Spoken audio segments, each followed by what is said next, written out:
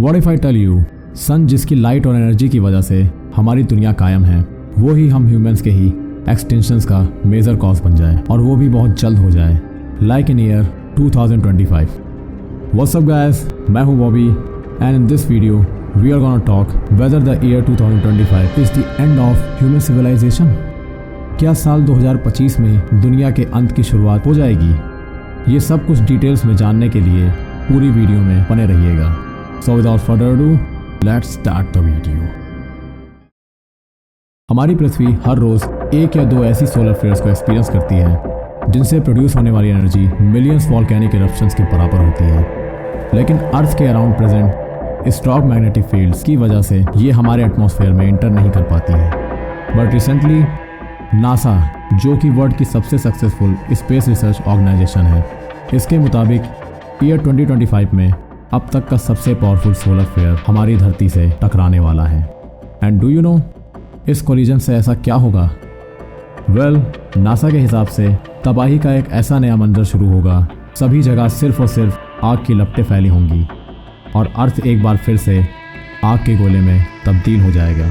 ये सन से निकलने वाला सोलर फ्लेयर इतना स्ट्रांग होने वाला है जिससे प्रोड्यूस होने वाली energy billions of nuclear bombs फटने के बाद जो एनर्जी फॉर्म होती है उसके बराबर होगी। एंड शायद स्ट्रांग मैग्नेटिक फील्ड्स हमें ना बचा पाएं। So that means soon the sun will destroy the earth. But आज से ऑलमोस्ट 163 ईयर्स पहले ऐसा ही एक एक्सप्लोजन हमारी अर्थ एक्सपीरियंस कर चुकी है। 1 सितंबर ईयर 1859 ठीक सुबह 11:18 पे ब्रिटिश एस्ट्रोनॉमर रिचर्ड कैरिंगटन सन में हो रहे अलग अलग एक्टिविटीज़ को ऑब्जर्व कर रहे थे। ऑब्जर्वेशन करते वक्त अचानक से उनके टेलीस्कोप में इतनी ज़्यादा लाइट फ्लैश हुई कि अगले 5 मिनट तक उन्हें कुछ भी दिखाई नहीं दिया। उन्हें ऐसा लगा था कि कोई कॉमेट क्रैश हुआ होगा। That's why he ignored that incident. But उनकी इसी एक मिस्टेक ने पूरी दुनिया को खतरे में डाल दिया था। उनके टेलीस्कोप में कैप्चर हुई लाइट कोई नॉर्मल लाइट नहीं थी। एक्चुअली वो सन से निकला हुआ एक प्लाज्मा बॉम्ब था जो मिलियंस किलोमीटर पर सेकंड की स्पीड में ऑलरेडी अर्थ की ओर ट्रैवल कर रहा था। उसके अगले ही दिन सितंबर 2, 1859 जैसे ही सोलर फ्लेयर अर्थ के मैग्नेटिक फील्ड से कोलाइड किया, वैसे ही चारों तरफ ऑरोराज नज़र आने लगे। वो मंजर काफ़ी खूबसूरत होगा, राइट? वेल, बेशक वो दिखने में खूबसूरत था, बट वो तूफान आने के पहले की शांति थी। उसकी ब्राइटनेस इतनी ज़्यादा थी कि रात में ही दिन जैसा नज़र आने लगा था। यहाँ तक कि अमेरिका के गोल्ड माइनर्स ने रात को दिन समझ के सोने की खुदाई भी शुरू कर दी थी।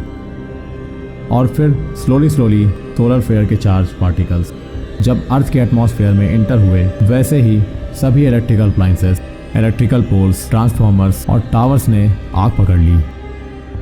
सभी कंपनीज बंद पड़ गई थी। इलेक्ट्रिकल अप्लायंसेस में अचानक फ्लो हो रहे हाई वोल्टेज करंट की वजह से लोगों को भारी मात्रा में मैसिव शॉक्स लगने लगे, जिसके कारण हज़ारों लोगों की जानें चली गईं।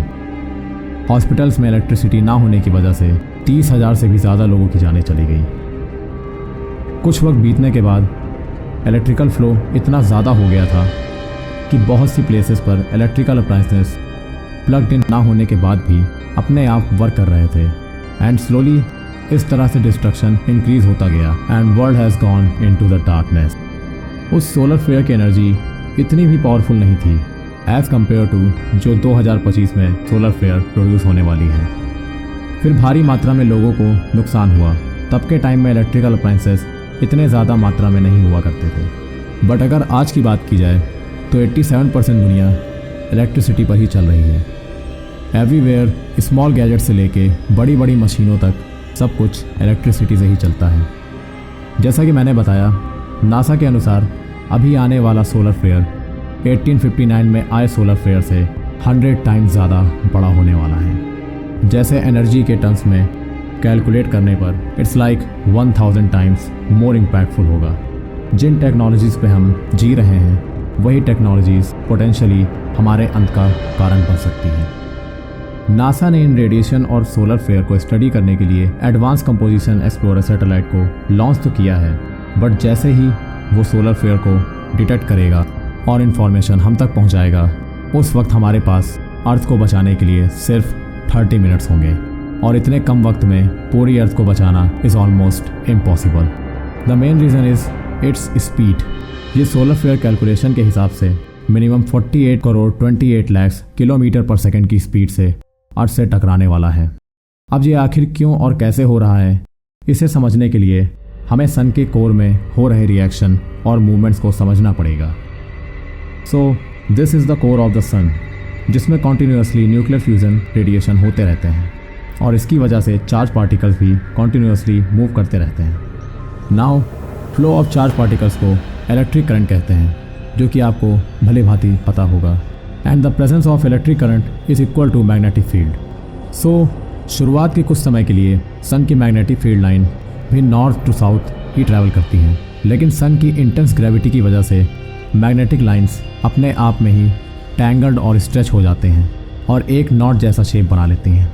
अब ये नॉट्स अपने अंदर मैटर को ट्रैप करके पैचेस क्रिएट कर लेते हैं, जिसको हम साइंटिफिक लैंग्वेज में सन स्पॉट्स कहते हैं, जो कुछ इस तरह नज़र आते हैं। नॉर्मली ऐसा होता है कि ट्रैप मैटर कूल डाउन और कंडेंस होने के बाद प्लाज्मा क्लाउड में कन्वर्ट हो जाते हैं और प्लाज्मा रेन के फॉर्म में सन के सरफेस पर गिरने लगते हैं। बट समटाइम्स कुछ डिस्टर्बेंस की वजह से प्लाज्मा का कुछ हिस्सा सन की मैग्नेटिक फील्ड से अलग हो जाता है और उस वक्त सन स्पॉट काफ़ी तेज़ी से मैग्नेटाइज प्लाज्मा क्लाउड को लाइट की स्पीड से सोलर सिस्टम में फायर करता है। एंड ऐसा हर 11 साल में एक बार होता है। लास्ट टाइम ये फ्लेयर्स 2014 में टकराए थे, जिसका इम्पैक्ट काफ़ी लो था और हमें पता भी नहीं चला था। एंड नाउ फिर से ठीक 11 साल बाद 2025 में ये टकराने वाले हैं। और अब अगर ये सोलर फ्लेयर अर्थ से टकराई तो ह्यूमैनिटी के साथ साथ पूरी दुनिया का विनाश हो जाएगा। इनफैक्ट मास एक्सटिंक्शन हो सकता है। जैसे ही फ्लेयर अर्थ की तरफ आगे बढ़ेगा, इसका सामना अर्थ की मैग्नेटिक फील्ड से होगा।